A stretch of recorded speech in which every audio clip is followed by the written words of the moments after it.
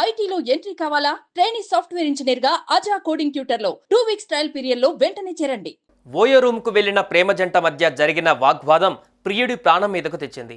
ఏకంగా ప్రియురాలి చున్నితోనే ప్రియుడు ఫ్యాన్కు ఉరివేసుకొని ఆత్మహత్యకు యత్నించాడు. ఎట్టకేలకు ఆయన్ను కాపాడి ఆసుపత్రికి తరలించారు. కానీ అతని పరిస్థితి మాత్రం విషమంగానే ఉంది.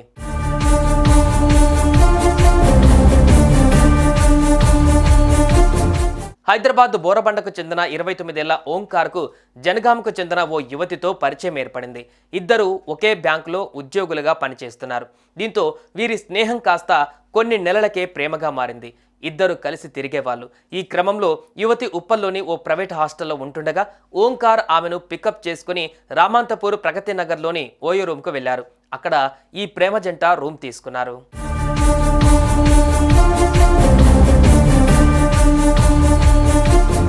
ఇంతలోనే ఏం జరిగిందో ఏమో కానీ ఇద్దరి మధ్య గొడవ జరిగింది. మాట అనుకున్నారు. ఇంతలోనే ప్రియురాలు వాష్రూమ్కు వెళ్ళగానే ఆమె చున్నీ తీసుకుని ఓంకార్ ఫ్యాన్కు ఉరివేసుకొని ఆత్మహత్య యత్నానికి ప్రయత్నించాడు.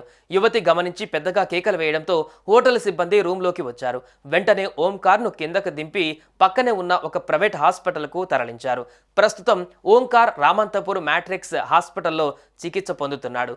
ప్రస్తుతం అతని పరిస్థితి విషమంగా ఉంది.